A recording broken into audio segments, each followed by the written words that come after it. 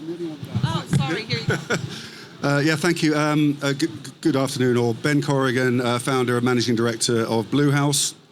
We're 21 years founded with offices in Dubai, Riyadh, Abu Dhabi, and Manila. Hello. Hi. Yeah. Can you hear me? Yeah, I can hear you. Okay, great. I'm Hilda Impey. I'm the founder and co-founder and creative director of my own studio. I mainly work in hospitality, but recently we're working quite a lot in cultural assets and on academic, which is really interesting for us. So, yeah, thank you for inviting. Thanks for being here. Ignacio?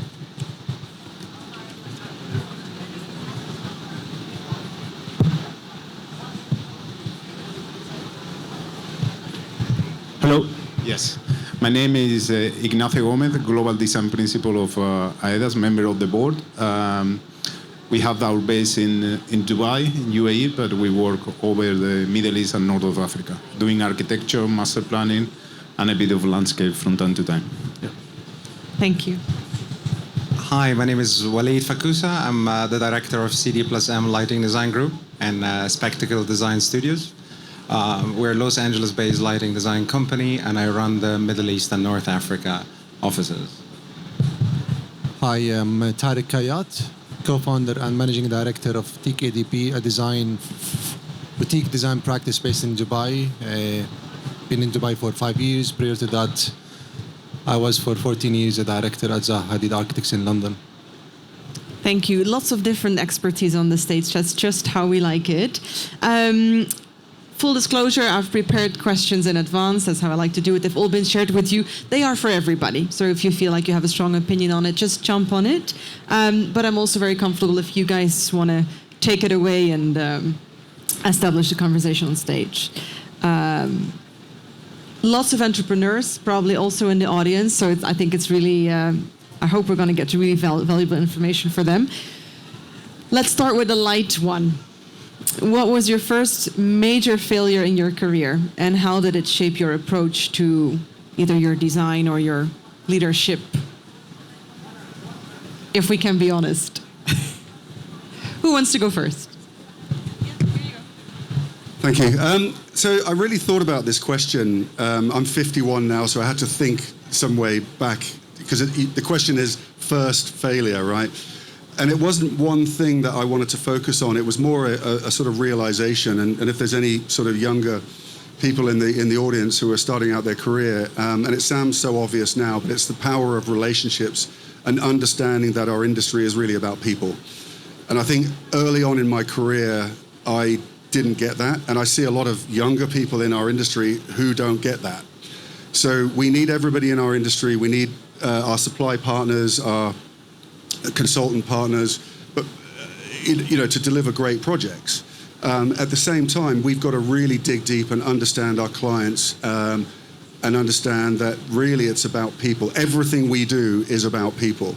And it took me a very, very long time to realize that early on in my career. So it's not one specific thing. That was the one thing that sort of jumped out when I saw that question. Thank you for sharing that. Anyone else?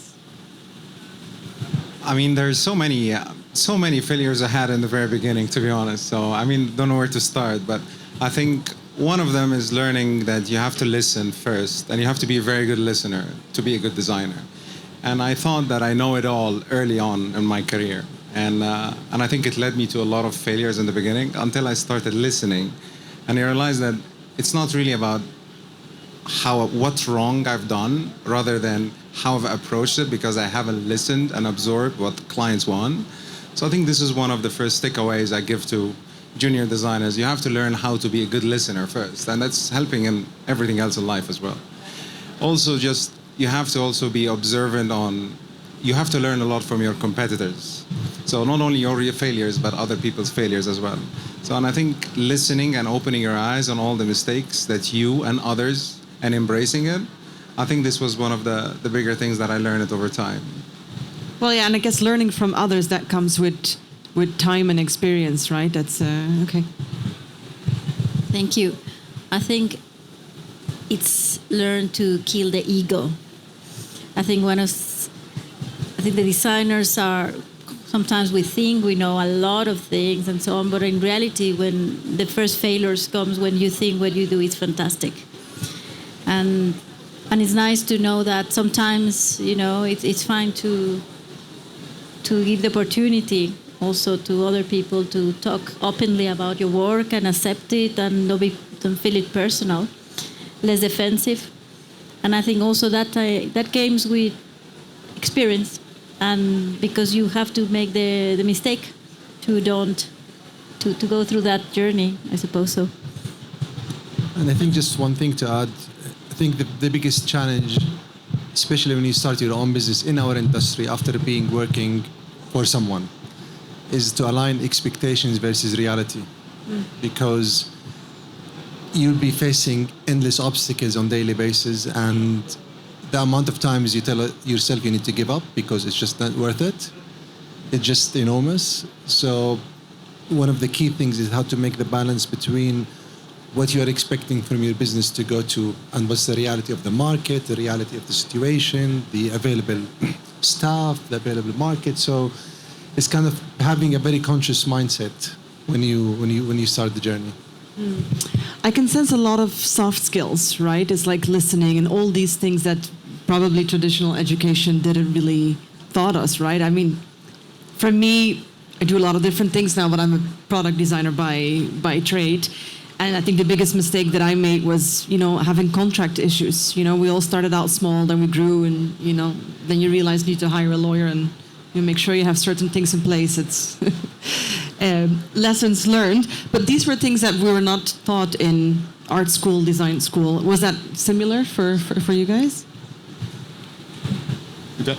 No, I would say absolutely not. And the other thing that happens with education, normally you do a project in 3 months. You have a course, 3 months.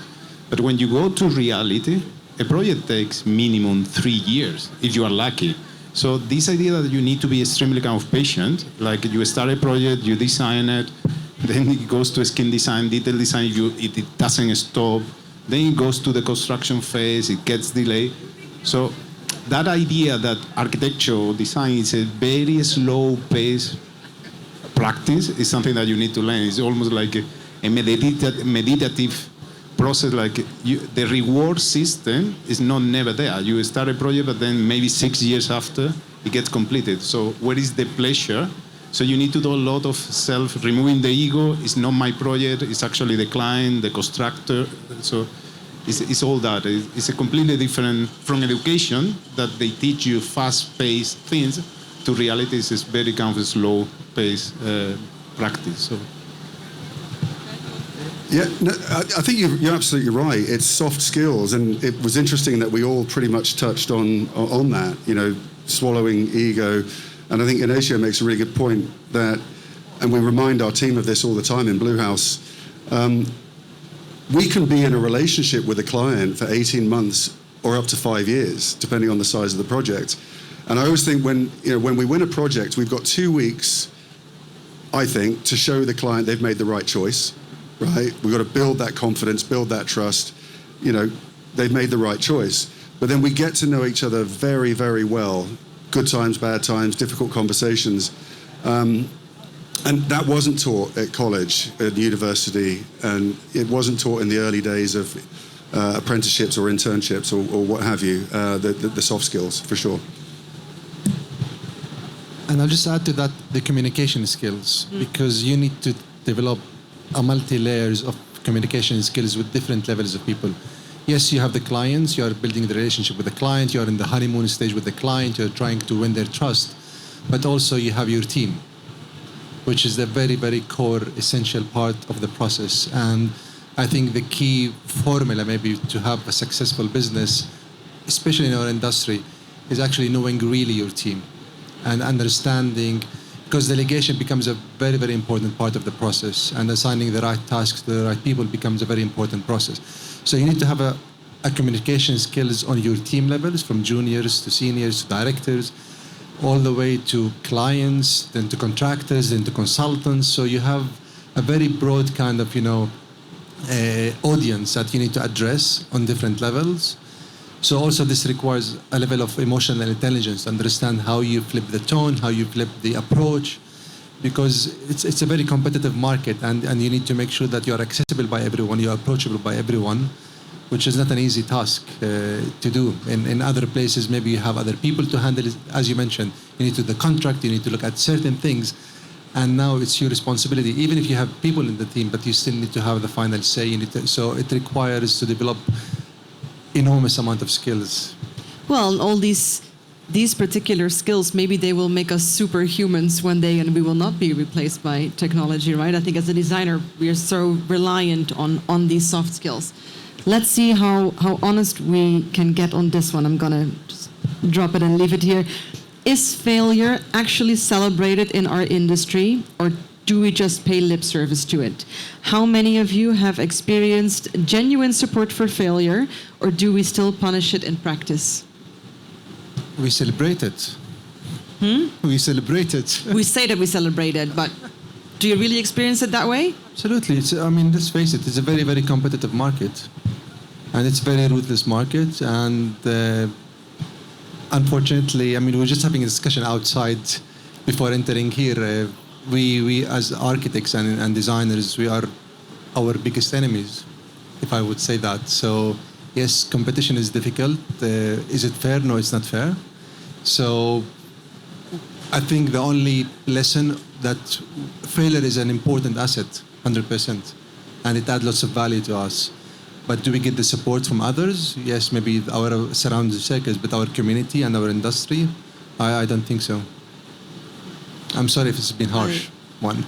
No, I'm just curious to get your opinion. I have my opinion and my thought. In such a competitive market, if you fail, there are 100 others who could execute it, and they could probably get it done in 24 hours, especially in this part of the world. I think, it's one of the challenges, and I'm just curious to hear how you feel about it, Walid. Well, I don't know if the way I interpret your question is the same as celebration, but in terms of if you make a mistake, you keep it, you bury it under the rug quite often in this market. And I think this is quite a pity, because this is how you learn, this is how you grow, and this is how you own your responsibilities. And we had our fair share of conflicts with clients over the years on admitting mistakes. But I think this is what makes good designers stand out, by learning from their mistakes and showing it and sharing it to clients so they can avoid it moving forward.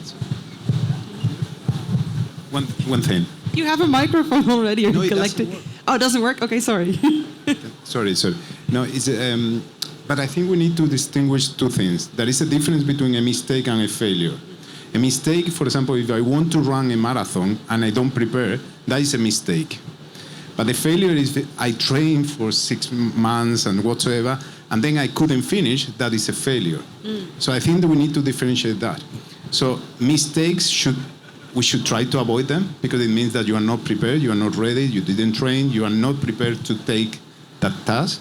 But the failure, for example, we do a lot of competitions. You win 1 out of 10. So what you need to prepare the office and the process, that the 9 times that you're going to lose or fail, at least you learn. So it gets you better. So I think that is what we need to do, is to have a system that even if you fail, you get something, you experiment something that you can reuse, and so on and so forth. But I think we need to differentiate mistake and failure.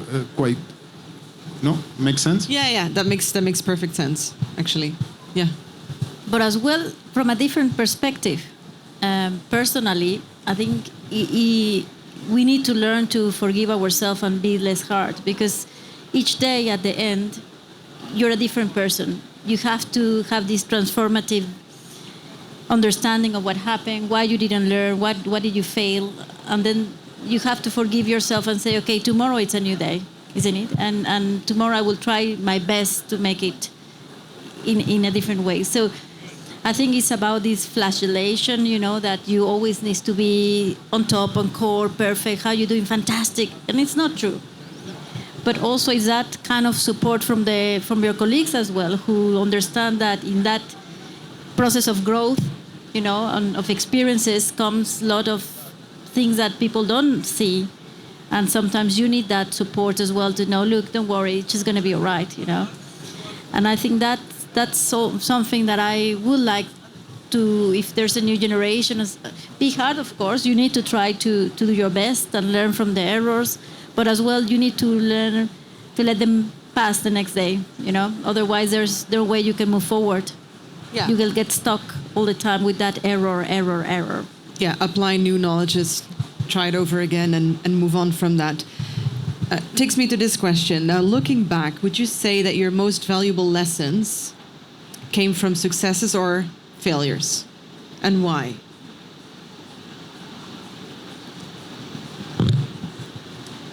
I think there's a belief that you only learn from failure, right? And you don't learn from success, which I don't agree with. I think it's important. To your question before, I do think we pay lip service, and I think our industry is not, we don't embrace failure, we don't learn from it as an industry. If I look back on my own career and us as a business, you certainly, the failures jump out more than the successes, and I think we need to be better. I mean, some of my team are over here, and for example, years ago we did the perfect bid. Right, we did everything right. We actually really needed this project, right, at the time. So we did the perfect bid, and we got everything right. We won the project, and we still refer back to that bid. We still refer back to that as a benchmark. So I think it's important that, and we don't do it enough in our industry, when something goes really well, and we've really nailed it and got it right. I think it's important that we learn from that as well, and we're not great at it. But with failure as well, I don't think we, again, I'm talking about the industry as a whole, I don't think we learn from failure as much as we should. And what I mean by that is take a step back, take some notes, get some different opinions, get some different viewpoints. What would we do differently? What did we truly learn? And somehow make that measurable. And I think that the saying is, if you fail once, and I love that differentiation. I think there's a lot of merit in that. Then that's acceptable. If you fail twice, then that's intentional, right? If you're doing it over and over again, it's intentional. Yeah, if you keep trying the same thing but expect a different outcome, that's what you're saying. Yeah. That is the definition of madness by Einstein. But anyhow. But the thing with failure, and I would say you need to put in practice a process for composting failure. When the same like food, when it gets some sort of garbage or whatsoever, you start creating a process where it becomes actually useful, and you can become nutrients for the soil and so on and so forth. So what I think is important is to, when you fail, to almost kind of embrace it and say, and say, now I'm going to really kind of make it deeply understanding what was going wrong, and you process it, not to try to avoid it, like embrace it. When we have big failures in the office, to say, let's really kind of think what's going wrong, and create that kind of process of composting and to become something better, and I think that is important to say, listen, let's accept it, we screw it, so let's make it something good out of that. So, that composting of the failure, in my point, is very important, and celebrate it the same way that when someone passes away, you actually mourn it for some time, and you can do things, and you go to the graveyard and so on and so forth. The same with the failure. It needs to be a ritual of failure, so it becomes... Does it make sense? I love your analogy on composting. It's like as you are almost nurturing the failure to then take the seeds from it later, like something like that. Yeah. I think more than learning from failures or from success is to develop a resilient skills and attitude and character. So when you succeed, you don't get overconfident and you do mistakes. And when you fail, you don't get depressed and pessimistic, and you go under the shadow. So I think if you develop that character, that whether you fail or succeed doesn't matter, I'm just moving ahead, that gives you a different perspective. That's I think it's a bit of a healthy way to address your day-to-day, because we will succeed and fail on a daily basis. And if we have that character, it gives us a bit of confidence that it doesn't matter, I'm just moving ahead. I want to ask you guys a personal question. How do you personally recover from a major professional setback?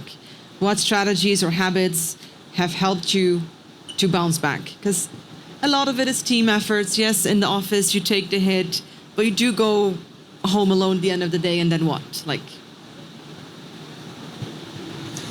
Well, on my side, I think there are two things I typically do. Firstly, will be trying to step out entirely of my environment and do either a hobby, travel, and step entirely away from my perspective of how I'm doing things. And it needs to be an extreme difference. So I like forest hiking, for example. That is totally different. I have to be in another place and try to clear my mind. Now, if that doesn't work, then consulting with someone who's not in the industry helped me a lot to see things from a different perspective. And it could be the simplest human resources interaction on a personal level. It could be on a business side. It could be operation. It could be many things. But stepping out of my industry for someone who I relatively can rely on helped me a lot to come back from setbacks like you mentioned. thanks for sharing that. And I like that you speak with someone else who is not in your industry, so who can't will give you different insights in that moment. I think that's beautiful. Anyone else wants to share? Ice baths, guys. No. I think, I mean, I'm not going to talk about whether it goes swimming or hiking or meditating. On a professional level, it's very important to have in your business, in your company, someone who shares your vision. Not a staff member, not an employee. Somebody, he could be a staff member, but somebody who's on the same wave as you think in terms of big picture. And that person not necessarily sharing the same character as you do, but actually is providing the balance of your character. So when you are in a failing process, you need somebody within the same environment to give you a bit of boost of confidence, to talk with you, to discuss with you. So I found personally, I have a business partner in the company, and he's completely the opposite of my character, completely, black and white. And whenever I'm completely down because of a fail, we lost a bid, we lost a competition, he's the person who comes and looks at the completely different perspective of the situation, and vice versa. So it's important, when you go home, you speak with your family, parents, etc. It helps, but you need also a professional boost. And that's actually, it's very important to have somebody in the company that having the same big picture as you do. On a personal level, I mean, one of my favorite sayings is perspective is your best friend in good times and bad. And you can apply perspective to every situation, right? Things are rarely as bad as you think, right? And in the moment, it can seem like, you know, this is life-changing or it's a game-changer. It rarely is. Some things are, but it's rarely as bad as you think it is. And what I tend to do is I have to start the process of fixing it immediately. And sometimes you can't fix it. It could be a bid that you lost, or it could be, you know. But I also think that there is, again, in most things, there's positive. There's something positive. It might be something that you learn, or a relationship that you met along the way, or something. There's always something there. So, you know, pull the team together, have a conversation, make sure you're speaking very openly and honestly about what's happened, not just focusing on the negative. Well, you know, what's good that's come from this as well, right? But also, I think compartmentalizing. You know, we're all business owners and we've all been in very stressful situations. Not carrying baggage, right? So you could have had a horrendous piece of news in the morning, but you don't necessarily need to carry that baggage with you throughout the day. You know, you might be going from that horrendous piece of news into a really fantastic business development meeting, right? You can't carry that baggage. You've got to switch it off, say, look, I'll put that in a box and I'll deal with that later, right? That's for another time. So I think sort of, you know, those are the things that I do personally is you know, sometimes I race into it too quickly, but I think to break it down, apply some perspective, make sure you're pulling the team in, and, you know, people who may offer a different viewpoint, and address it. But it's rarely as bad as you think it is. It's always worse in the night, right? Than when the sun comes out. Yeah, exactly. Project question. Have there been any projects you worked on, perhaps, where failure turned out to be the catalyst for unexpected creativity or innovation?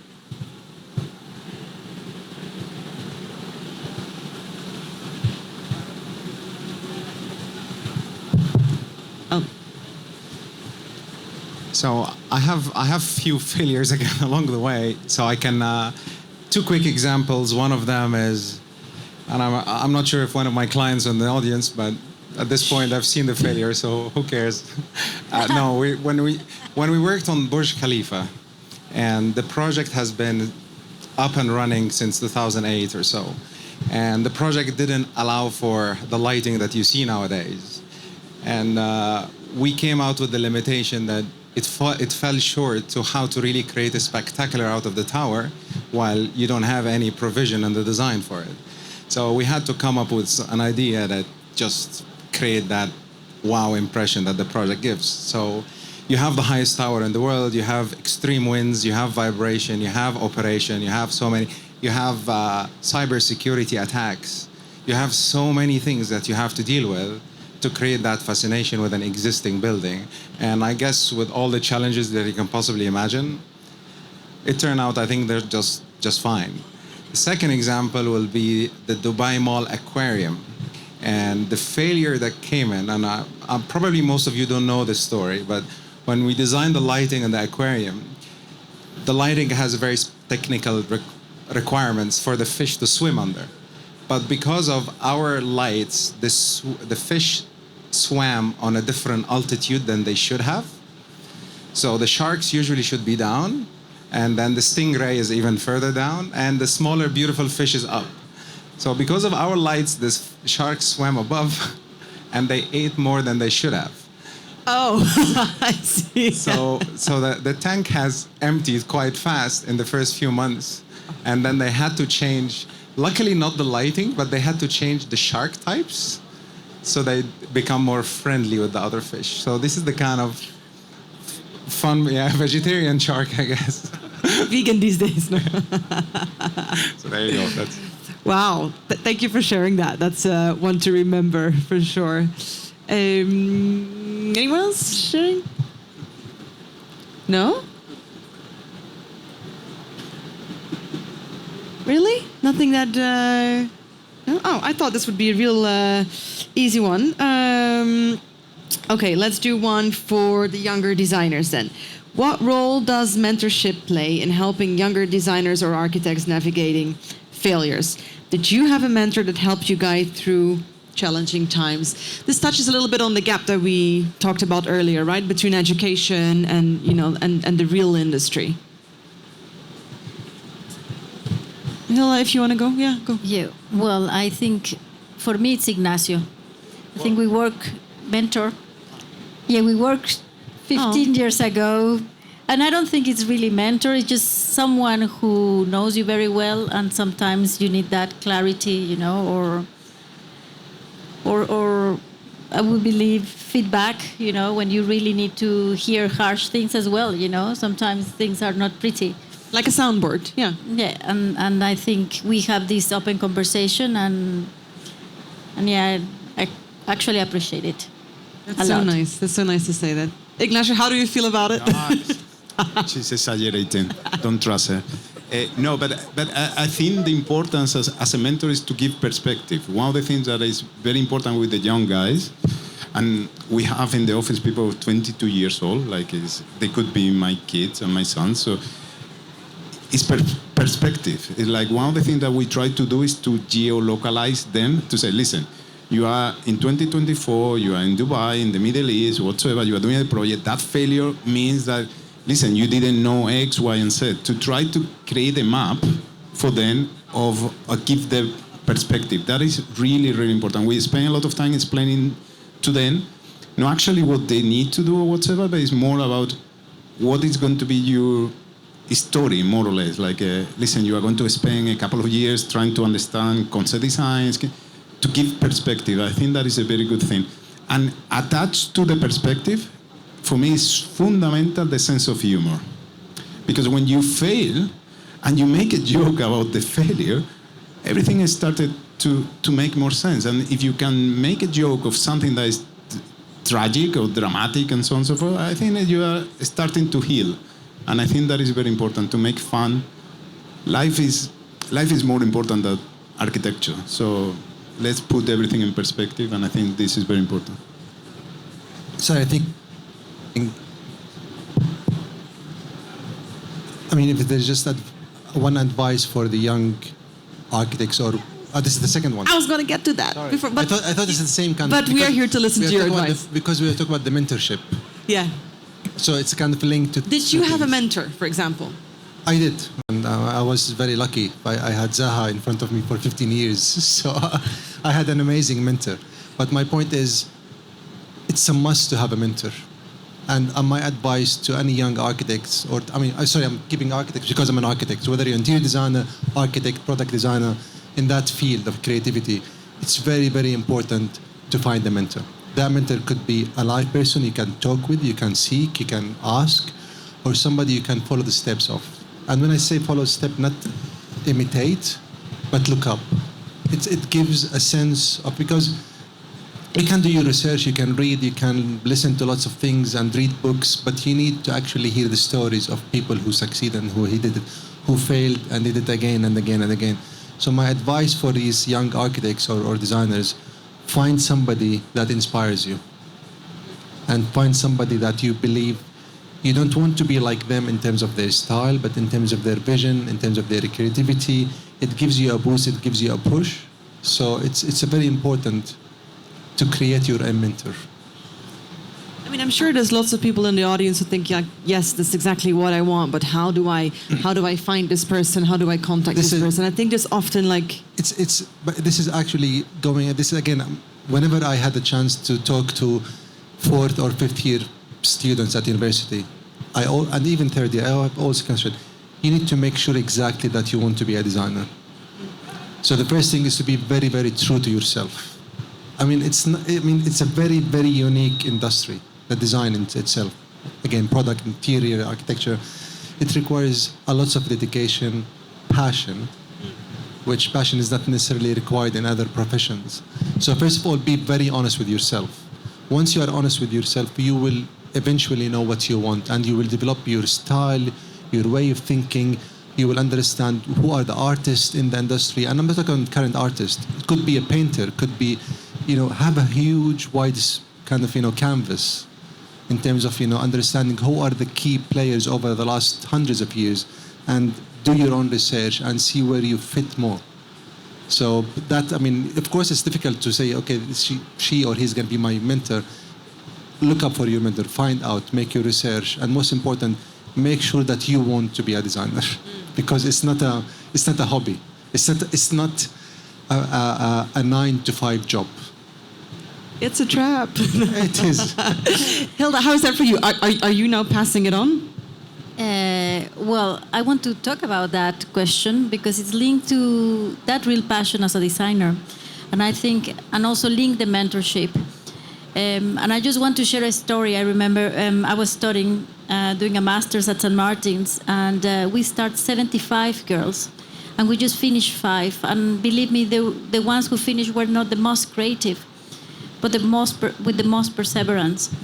And it was mainly, and I remember that tutor who once told me after 2 years, he told, you're so fixated with what you're doing. You need to go to a catalytic process. And I was like, what catalytic process? And she said, if it's me, I will burn all my work. And I done it. And that moment you realize that you need to let go that apprehension about your work, etc., to be able to rebuild yourself. And she was a mentor, and perhaps other people would say, how come your mentor said that? But she knew exactly what I was thinking about, getting so fixated in an idea and what was going to be the problem for me as a designer in a professional life, And sometimes the mentorship is not always sweet.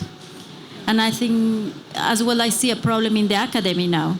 All the teachers perhaps are so complacent. I know it's hard to be there.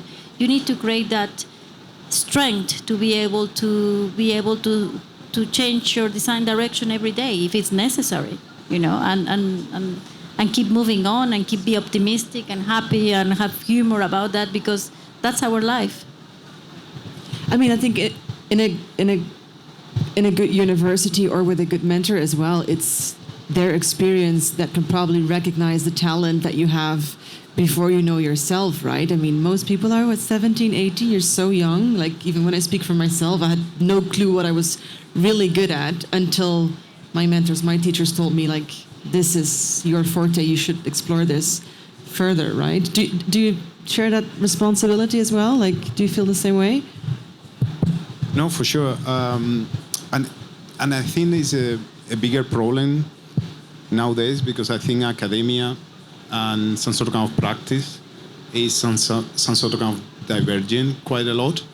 And so to the point that, for example, in the office we are creating what we call AEDAS University. We have some that we are trying to, for the young generation, and we have people that super young, to try to fill the gap. And we have like 2 hours a week that we try to talk about things that they never, like what is a contract, what is the scope, what is the deliverables, and things like that. So I think to try to give them a bit of perspective. So, but it's super important. Like I think the level of education, and maybe we are getting older and we think that everything before was better, but the level of what people 22, 23 years old go out of the university compared with perhaps our times is sometimes shocking. But,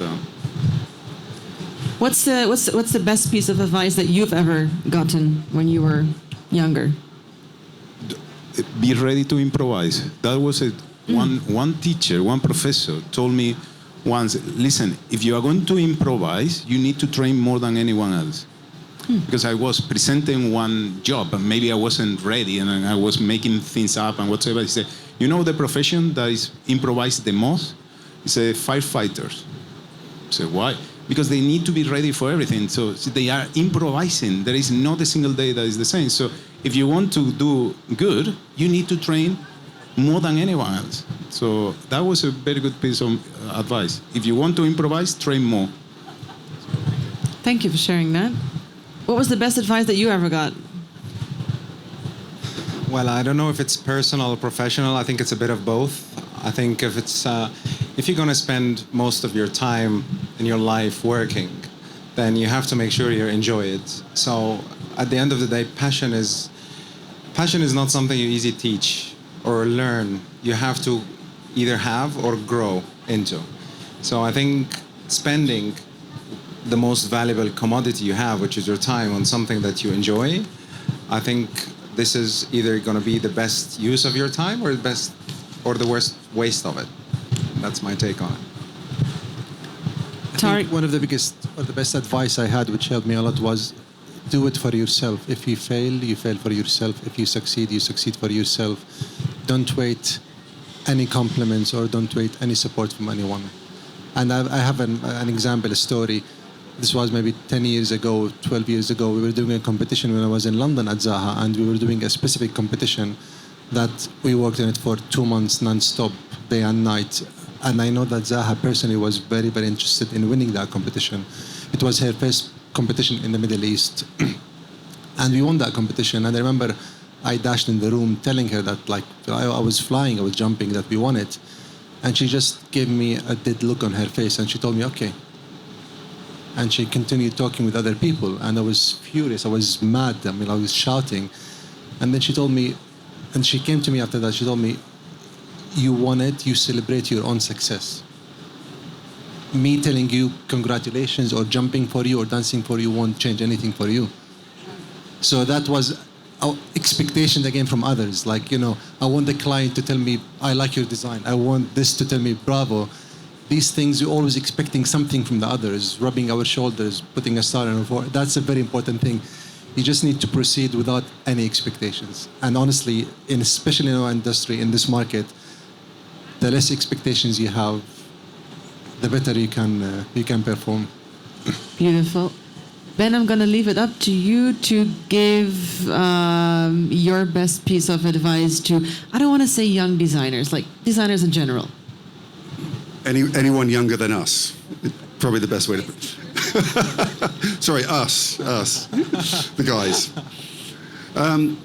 Again, I think I would go back to my earlier point. I mean, if we're talking about people either young or starting out on their career or midway through their career, but I think it goes back to my earlier point about, a value that's very important to me is respect. And the importance of making sure that anything we design or any project we sort of venture on, and knowing that we're going to build a long-term relationship, it has to be about people. And I think we've got to make sure it's amazing what you can get done if people feel respected, right?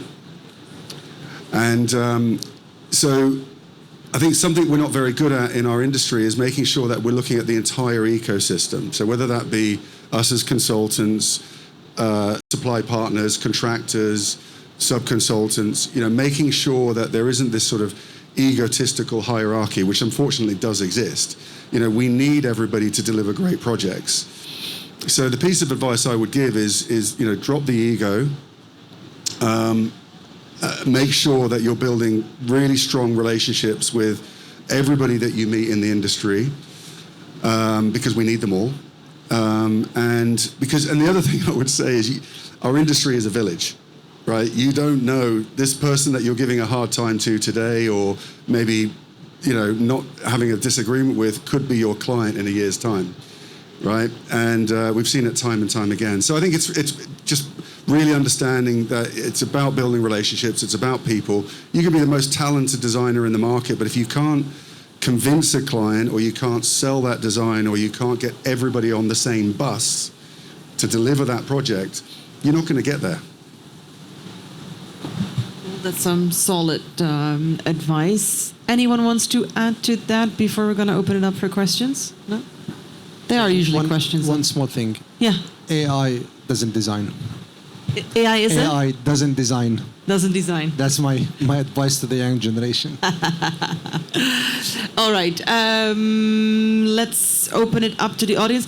Ignacio, I want to be mindful of your time. It's 7. I know that you have a flight to catch. Yeah? Okay, cool. So let's take a couple of questions. I was told that I have a bit more time. I'm going to bring you the microphone. There you go. Thank you for the great presentation. Now I'm looking forward for more failures. So my question is, should I seek advice from people who experienced my certain failure, or should I seek advice from people who never experienced it or overcome it? Mm-hmm. Who do you go to for your piece of advice? Are you also looking for, thinking to take advice from people who are in, different sectors, different industry? Is that what you mean? Let's say, my major is in architecture. So if I was, doing a project and I failed in that project in a certain way, should I, ask an architect who failed similarly, or ask an architect who, been successful all the time, which is not, possible? How to pick your soundboards, basically. My experts, please. I'm not an architect. I wouldn't. That's a big mistake. Hi, thanks for the question. I think I wouldn't be so specific, to be honest. I think, I'm in my 50s. I'm still learning every day. I still have a mentor, by the way, and I still have a coach, right? Somebody I go to, so that journey should never end, right? So I would look for advice and learning wherever you can find it, right? So it could be someone younger than you. I mean, it could be your nephew, right? What do you think of this, right? Somebody who's maybe retired. So I wouldn't overthink it. I think what you're not really looking for advice, you're looking for learning, actually. And it comes in all directions. I think the important thing is that you're recognizing it. You're recognizing the learning as opposed to going in one ear and out the other. Thanks, Ben. Any other questions?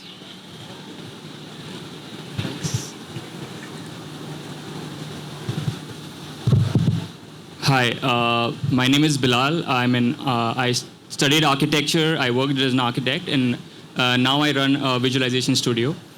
So just a question on the ideas. If you have any ideas on framework of forming principles, because it's an ever-changing world. We can have principles, and they can also be questioned by the kind of work we do in the industry. And so, any ideas on forming principles regarding our work, and are they even relevant to what we do?